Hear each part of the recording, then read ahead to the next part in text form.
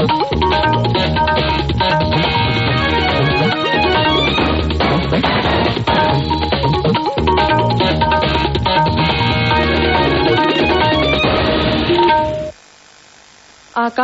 पुणे. विजयालक्ष्मी साळवी प्रादेशिक बातम्या देत आहे. ठळक बातम्या. लोकसभा निवडणुकीच्या तिसऱ्या टप्प्याची अधिसूचना जारी. राज्यातल्या 11 मतदारसंघांमध्ये 7 मे रोजी मतदान. भारताला संयुक्त राष्ट्रांमध्ये कायमस्वरूपी सदस्यत्व मिळेल, परराष्ट्र व्यवहार मंत्री एस जयशंकर यांचा विश्वास. राज्यात अभिनव उपक्रमातून मतदार जागृती. वयोवृद्ध आणि दिव्यांग मतदारांसाठी गृहमतदानाची प्रक्रियाही वेगात. आणि मराठवाड्यात वीज पडून 4घांचा मृत्यू, पिकांचं आणि घरांचंही मोठं नुकसान. आता सविस्तर बातम्या. लोकसभा निवडणुकीच्या तिसऱ्या टप्प्याची अधिसूचना काल जारी झाली. या टप्प्यात 10 राज्यांमधल्या 94 मतदारसंघांमध्ये मतदान होणार आहे. राज्यातल्या रायगड, बारामती, धाराशिव, लातूर, सोलापूर, माढा, सांगली, सातारा, रत्नागिरी, सिंधुदुर्ग, कोल्हापूर आणि हातकणंगले या 11 लोकसभा मतदारसंघांचा समावेश आहे. या मतदारसंघात कालपासूनच उमेदवारी अर्ज दाखल करण्याची प्रक्रिया सुरू झाली आहे. 19 एप्रिल हा उमेदवारी अर्ज भरण्याचा अखेरचा दिवस आहे आणि 20 एप्रिलला अर्जांची छाननी होईल. 22 एप्रिलपर्यंत अर्ज मागे घेता येतील आणि 7 मे रोजी मतदान होणार आहे. पुणे जिल्ह्यातल्या बारामती मतदारसंघात बहुजन समाज पार्टी आंबेडकर गटाच्या त्रिशला कांबळे यांनी काल आपला उमेदवारी अर्ज दाखल केला आहे. रत्नागिरी सिंधुदुर्ग लोकसभा मतदारसंघातून शकील अब्दुल करीम सावंत यांनी अपक्ष उमेदवार म्हणून अर्ज सादर केला. सोलापूर लोकसभा मतदारसंघासाठी दीपक उर्फ व्यंकटेश्वरा महास्वामी यांनी आपला उमेदवारी अर्ज दाखल केला आहे. हातकणंगले लोकसभा मतदारसंघातून वंचित बहुजन आघाडीचे उमेदवार दादगोंडा चौगोंडा पाटील यांनी अर्ज दाखल केला आहे. कोविडच्या काळात भारतानं 100हून अधिक देशांना कोविडची प्रतिबंधक लस पुरवली.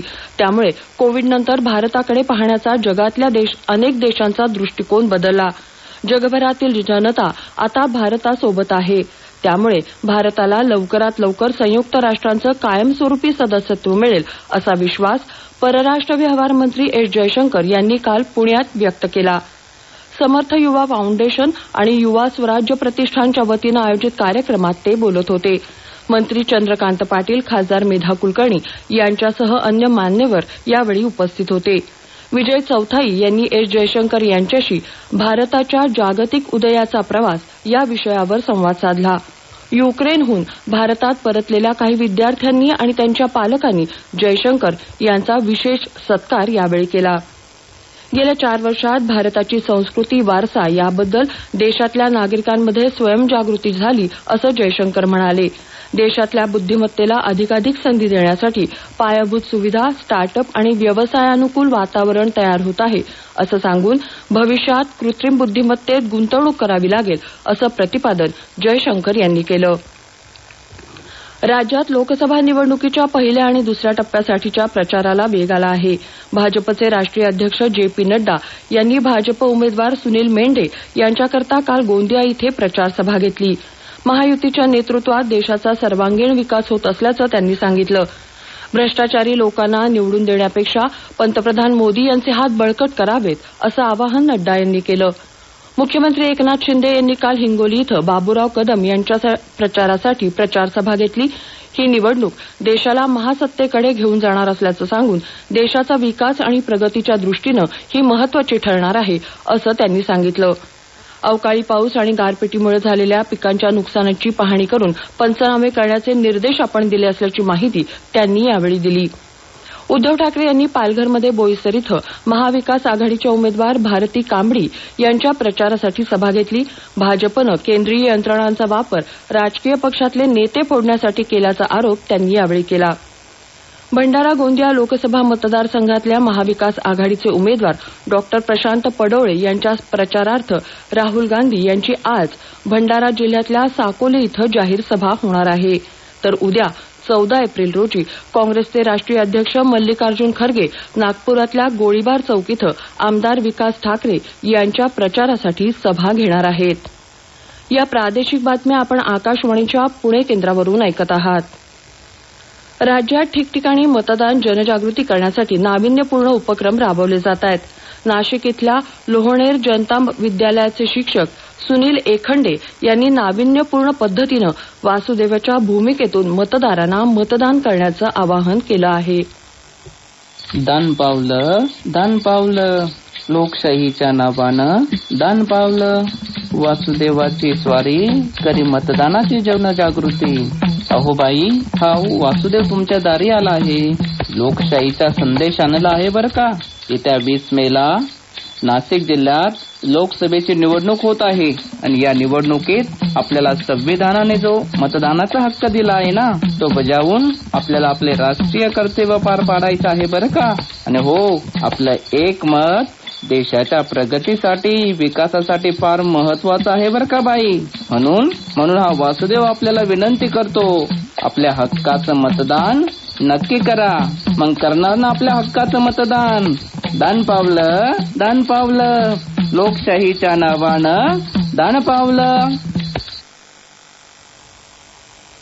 मतदान जनजागृती करता अकोल्यातल्या दिव्यांग मदत कक्षातर्फे मतदान जनजागृती रॅली आयोजित करण्यात आली होती. पालघर जिल्ह्यात मतदान जनजागृतीसाठी बोर्डी इथं 750 विद्यार्थ्यांनी मानवी साखळी तयार करून मतदान जनजागृती केली. पहिल्या टप्प्यातल्या लोकसभा निवडणुकांसाठी भंडारा गोंदिया मतदारसंघात 19 एप्रिल रोजी मतदान होणार आहे. यंदा प्रथमच 85 वर्षांहून अधिक वय असणारे मतदार आणि दिव्यांग मतदारांच्या घरी जाऊन मत नोंदवण्याची प्रक्रिया राबवली जात आहे. यासाठी निवडणूक यंत्रणेची लगबग सुरू आहे. भंडारा गोंदिया मतदारसंघात 98 वर्षीय मतदारानं पहिलं गृह मतदान करण्याचा मान मिळवला आहे. जिल्ह्यात 1242 मतदारांनी गृह मतदान केलं आहे. लोकसभा निवडणुकीत मतदान करण्यासाठी केंद्रीय निवडणूक आयोग मतदार छायाचित्र ओळखपत्राव्यतिरिक्त अन्य 12 प्रकारचे ओळखीचे पुरावे ग्राह्य धरणार आहे. त्यापैकी कोणताही एक पुरावा दाखवल्यानंतर मतदारांना मतदान करता येणार आहे. एखाद्या मतदारानं मतदार यादीतील आपल्या पत्त्यात बदल केला असेल पण त्याला अद्याप नवं ओळखपत्र मिळालं नसेल तर आधीचं ओळखपत्र ग्राह्य धरलं जाणार आहे. मात्र या व्यक्तीचं नाव सध्याच्या पत्त्यासह मतदार यादीत असणं आवश्यक आहे. सर्व नोंदणीकृत मतदारांना मतदानाच्या तारखेच्या किमान 5 दिवस आधी मतदान केंद्र, यादी भाग क्रमांक, मतदानाची तारीख, वेळ इत्यादी माहितीच्या चिठ्ठ्यांचं निवडणूक कार्यालयाकडून वितरण केलं जाणार आहे. मतदारांनी मतदान केंद्रावर जाताना माहितीची चिठ्ठी आणि छायाचित्र असलेलं ओळखपत्र सोबत घेऊन यावं असं आवाहन निवडणूक अधिकारी कार्यालयानं केलं आहे. बुलडाणा जिल्ह्यात काल दुपारी गारपिटीसह झालेल्या अवकाळी पावसामुळे अनेक तालुक्यांमध्ये शेती पिकांचं मोठं नुकसान झालं. खामगाव तालुक्यातल्या घारोड निरोडसह अकोली, गणेशपूर, पाळा इथं अनेक घरं पडली.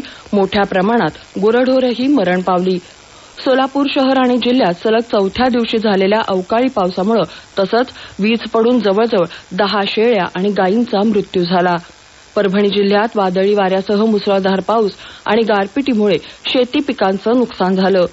वाशिम जिल्ह्यातल्या चांडस, शिरपूर तालुका, मालेगाव इथंही पिकांचं नुकसान झालं. गंगाखेड तालुक्यातल्या एळेगाव इथं एका व्यक्तीचा अंगावर वीज पडून मृत्यू झाला. छत्रपती संभाजीनगर इथल्या टाकळी, अंबड, घेवरी इथंही वीज पडून एका शेतकऱ्याचा मृत्यू झाला. तर विहा मांडवा परिसरात वीज पडून 2 बैलांचा मृत्यू झाला. सिल्लोड तालुक्यातल्या उंडणगाव परिसरात वीज पडून एका युवकाचा मृत्यू झाला. बीडमध्ये गेवराईजवळ मन्यारवाडी शिवारात काम करत असताना अंगावर वीज पडून एका महिलेचा जागीच मृत्यू झाला तर त्यांचा मुलगा गंभीररित्या जखमी झाला आहे. हवामान. मराठवाडा आणि मध्य महाराष्ट्रात आज तुरळक ठिकाणी जोराचे वारे आणि विजांसह हलका ते मध्यम स्वरूपाचा पाऊस पडण्याचा इशारा हवामान विभागानं दिला आहे. विदर्भातही गारपिटीसह असाच इशारा देण्यात आला आहे. शेवटी पुन्हा ठळक बातम्या. लोकसभा निवडणुकीच्या 3ऱ्या टप्प्याची अधिसूचना जारी. राज्यातल्या 11 मतदारसंघांमध्ये 7 मे रोजी मतदान. भारताला संयुक्त राष्ट्रांमध्ये कायमस्वरूपी सदस्यत्व मिळेल, परराष्ट्र व्यवहार मंत्री एस जयशंकर यांचा विश्वास. राज्यात अभिनव उपक्रमातून मतदार जागृती.